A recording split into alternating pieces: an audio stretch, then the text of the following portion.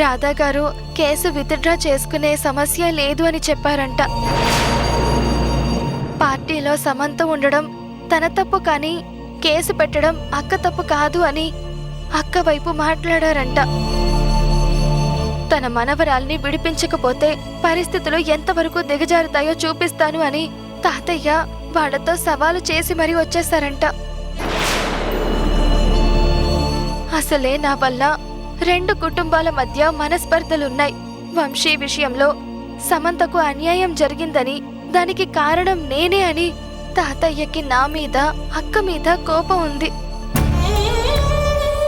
ఇప్పుడు జరిగిన ఈ పరిస్థితితో తాతయ్య కోపం మరింత పెరుగుతుంది. ఇది ఎక్కడికి దారి తీస్తుందోనని నాకు భయంగా ఉంది. మీరు వెళ్ళి మాట్లాడితే తప్పకుండా అక్క కేసు విత్డ్రా చేసుకుంటుంది. రాధా గారు కూడా అర్థం చేసుకుంటారు. ప్లీజ్ తాతయ్య, మీరు వెళ్ళి మాట్లాడరండి. ఈ సహాయం మీరు చేస్తారనే ఇక్కడికి వచ్చాను. తప్పకుండానమ్మా. సమంత నా మనవరాలు. శంకర్ సమంతను అల్లారు ముద్దుగా పెంచాడు.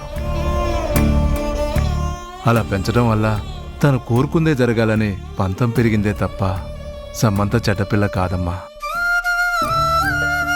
పార్టీకి వెళ్ళింది. అక్కడ వాళ్ళు తాగి తందనాలాడితే పాపం సమంత మాత్రం ఏం చేస్తుందమ్మా. ఇవన్నీ రాణికి తెలుసుండవు. తెలుసుంటే రాణి ఇలాంటి పని చేయదు కదమ్మా. నేను వెళ్ళి రాణితో మాట్లాడతాను. రాధకు కూడా అర్థమయ్యేలా చెప్తాను. ఇప్పుడిప్పుడే కుదురు పడుతున్న సమస్యల్ని మళ్లీ జట్లం చేసుకోవద్దని నేను రాధతో మాట్లాడతాను. నువ్వేం దిగులు పడకమ్మా, ధైర్యంగా ఉండు. సమంతను నేను విడిపిస్తాను. నువ్వేం బెంగపడకమ్మా. చాలా థ్యాంక్స్ తాతయ్య. నానమ్మ ఈ విషయంలో చాలా బాధపడుతున్నారు. సమంత జైల్లో ఉండడం వల్ల ఇంటి పరువు పోతుంది అని తాతయ్య ఎంతో మదన పడుతున్నారు. వాళ్ల బాధ చూడలేకపోతున్నాను. అందుకే మీకు శ్రమిస్తున్నాను. మీరు మరోలా అనుకోకండి. భలే దానివమ్మా. ఆయన వాళ్ళ కోసం మాట్లాడేదాన్ని శ్రమ అనుకోరు, బాధ్యత అంటారు. ఇందులో పరాయి వాళ్ళు ఎవరున్నారమ్మా? శంకర్ నా ప్రాణ స్నేహితుడు, సమంత నా కూతురు. ఇంక నువ్వు రాణి అయితే ఆ దేవుడిచ్చిన మనవరాళ్ళు. అందరూ నా వాళ్ళైనప్పుడు సమస్యకు పరిష్కారం కూడా నేనే చూడాలి కదమ్మా. ఇప్పటికే లేనిపోని అపోహలతో మనస్పర్ధలు ఏర్పడి మనుషుల మధ్య అగాధం ఏర్పడింది. ఇవి మరింత జటిలం కాకుండా అందరం కలవడం కోసం ఎదురు చూస్తుంటే మళ్ళీ ఈ అడ్డంకులేంటమ్మా? వద్దు, నువ్వు ధైర్యంగా ఉండమ్మా. ఇప్పుడే నేను వెళ్ళి మాట్లాడతాను.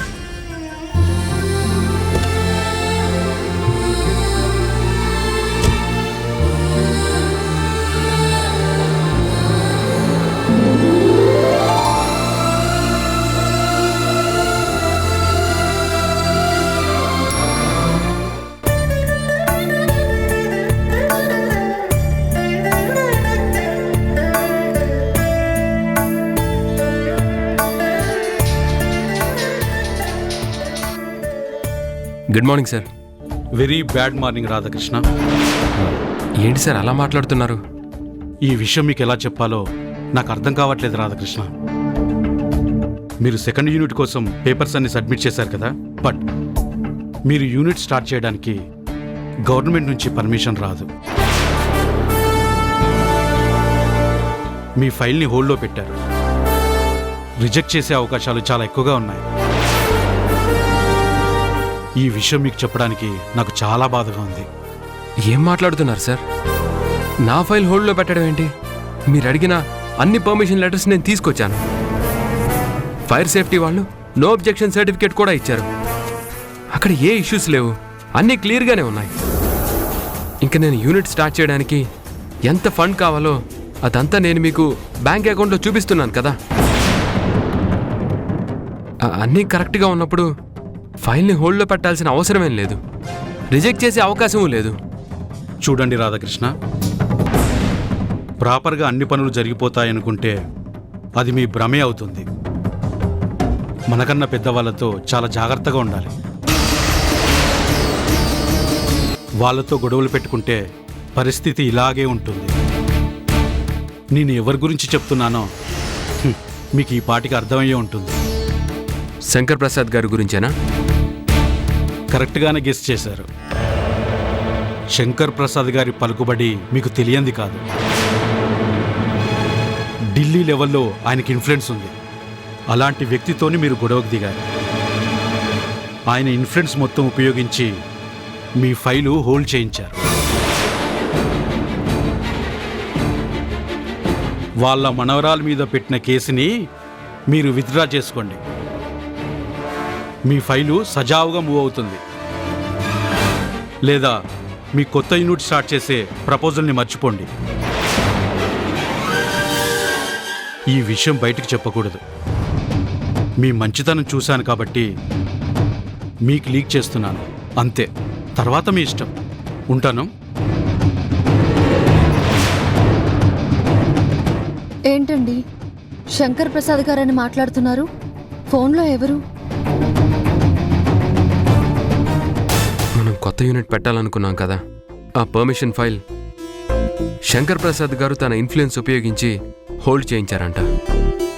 కేసు విత్డ్రా చేసుకోకపోతే మన పర్మిషన్ క్యాన్సిల్ చేయించే ప్రమాదం ఉందని ఆఫీసర్ గారు నాకు ఫోన్ చేసి చెప్పారు. ఆ రోజు రాణి పోలీస్ కేసు పెట్టాను అని చెప్తే నేను ఎంతో భయపడ్డాను. పెద్దవాళ్లతో మనకెందుకు అని చెప్పాను. కానీ ఎవరూ నా మాట పట్టించుకోలేదు. చూడండి ఇప్పుడు ఎలాంటి పరిస్థితి వచ్చిందో. ఈ విషయంలో మీరు నా మాట కాదనకండి. ఈ కేసుని నేను విత్డ్రా చేసుకుంటాను. మీరు ఎన్నో ఏళ్లు కష్టపడితే ఫ్యాక్టరీ ఈ స్థాయికి వచ్చింది. ఇప్పుడు ఇంకో యూనిట్ పెట్టేంత అవకాశం కూడా వచ్చింది. ఫ్యాక్టరీని ఎంత విస్తరిస్తే కార్మికులు అంతలా బాగుపడతారు. మన కుటుంబం కూడా అంత బాగుపడుతుంది. చూడు రాణి, సమంత మీద పగతో నువ్వు ఆ పని చేయలేదు. శంకర్ ప్రసాద్ గారి మీద కోపంతో నువ్వు కేసు పెట్టలేదు. మానవ మృగాలకు బుద్ధి చెప్పాలని కేసు పెట్టావు. ఇప్పుడు నువ్వు కేసు వెనక్కి తీసుకుంటే ఇలాంటి వాళ్ళకి కొమ్ములు వస్తాయి. డబ్బుంటే ఏదైనా చేయగలమని వాళ్ళ గర్వం పెరిగేలా చేసిందని అవుతావు.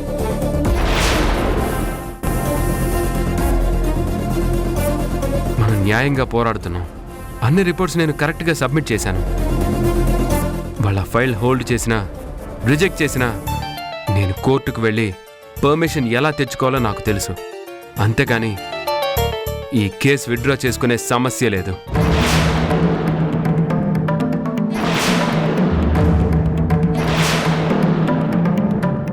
శంకర్ ప్రసాద్ గారు బెదిరించాలని చూస్తే మనం బెదిరిపోతాం అనుకుంటున్నారు. మనం బెదరలేదు అని తెలిస్తే ఆయనే బెదిరించడం మానుకుంటారు.